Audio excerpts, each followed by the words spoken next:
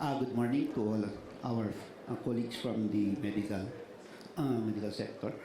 On behalf of the Department of Health, would like to thank the organizers of PCP for allowing us to present the overview of the TPT program of the Department of Health. And of course, would like to thank Dr. Hubert for giving us this opportunity. Actually, we made some during the PhilCat convention last year. At PhilCat strategic meeting, we made some requests if we will be given an opportunity to reach out to the private sectors so we can also improve our TPT targets. You will see later in the presentation how far are we from the target as far as the Department of Health is concerned. Okay.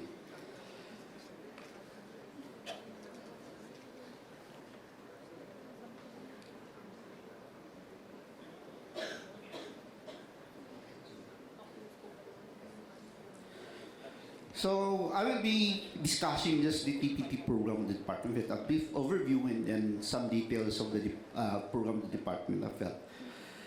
We'll just briefly describe the status of TB globally as far as Philippines is concerned, because the details of the TB situation in the country as well as the priorities of the Department of Health will be discussed by Secretary Herbosa tomorrow. So just an overview.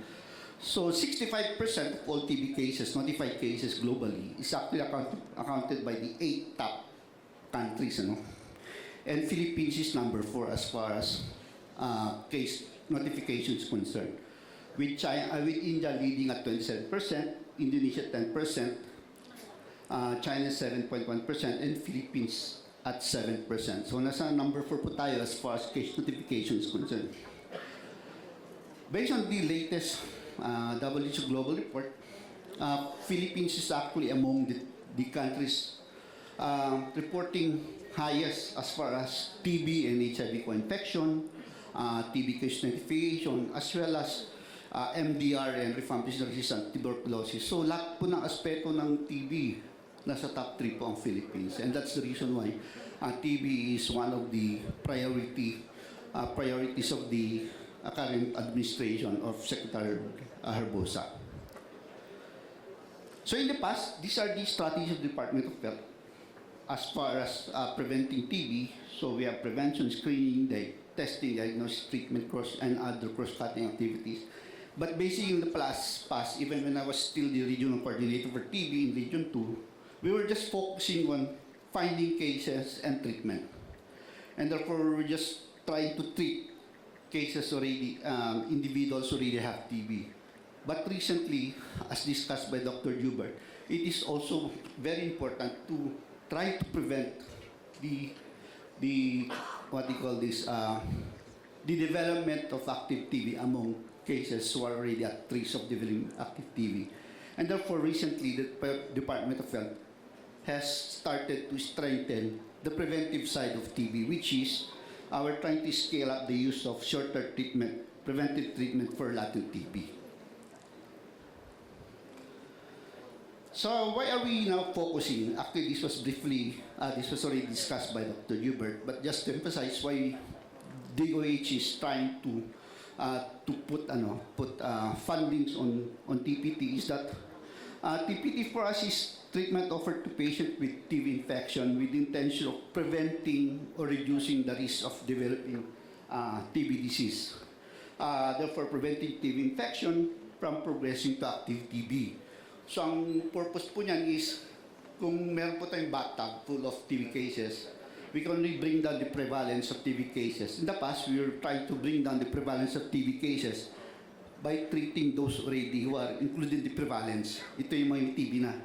But we're also now trying to reduce yung individuals who will eventually be included in the prevalence, yung mga bagong cases. And therefore, that's the reason why we're trying to strengthen the preventive side of the TB program. So this is the history of the TPT program of the Department of Health. I think this was mentioned briefly by Dr. Hubert. So it started in 2004 with the giving of INH to children less than 5 years old with negative chest X-ray and TST. And then in 2008, the Department of Health started giving TPT to people living with HIV with no active TB. and these patients were given INH preventive treatment. And then in 2014, the TPT was further expanded to include all symptomatic household contacts, that is less than 5 years of age, contacts of bacterial confirmed index case. So these are the individuals. And then in 2018, we started to adopt the shorter regimens for the TPT, which is the 3HR and 3HP. So currently, these are the indications for giving TPT as far as the Department of Health is concerned. So these are indicated for people living with HIV, for household contacts of bacteria-confirmed TB, children 5 years old who are household contacts of clinically diagnosed TB, close contacts of bacteria-confirmed TB, and other high-risk groups. These are patients receiving dialysis, patients preparing for an organ hematological transplantation, patients initiating anti-tumor requisitive factor treatment, and patients with silicosis. So currently, these are the indications or the that the Department of Health is considering for giving TPT. So these are the current regimen as far as TPT is concerned. But as far as the Department of Health is concerned, currently we're only using two. The 3HR, which is the INH rifampicin daily, and the 3HP. The Department of Health currently is only procuring 3HR because we cannot yet procure 3HP because it has not passed through the Health Technology Assessment, the HTAC, which is a requirement of the Universal Health Care, that anything new that the Department of Health can adopt, medicines, technologies, must have a positive recommendation of health technology. But we're getting support from our partners. And just this year, we were able to secure fund support from USA by they're giving us 3 HP for around 90,000 individuals who are eligible for TPT. But the Department of Health currently is now shifting towards 3HP. We're trying to go away from 3HR, and we're going to 3HP because as far as we're concerned, I think this will improve compliance as well as your acceptance of the TPT regimen. With 3HP being given only on a weekly basis for 3 months compared to 3HR, which is being given on a daily basis for 3 months. Probably this is the reason why many of the household contacts among our TB patients refuse to receive TPT because they say, ba't akong tatanggap ng gamot wala naman akong TB? So this is probably one of the reasons why many of our household contacts identified for possible TPT refuse to have TPT. But probably with the use of 3HP, we will have better acceptance among our eligible population. So just to show to you po yung accomplishment po ng TPT, ng Department of Health, and you will see how far are we as far as target concerned. In the early years of TPT, yes, we're almost close to our targets. But we have gradually increased our targets as far as TPT is concerned because, as I've said, the WHO has seen the importance of improving TPT in further reducing the incidence of TB cases in the country.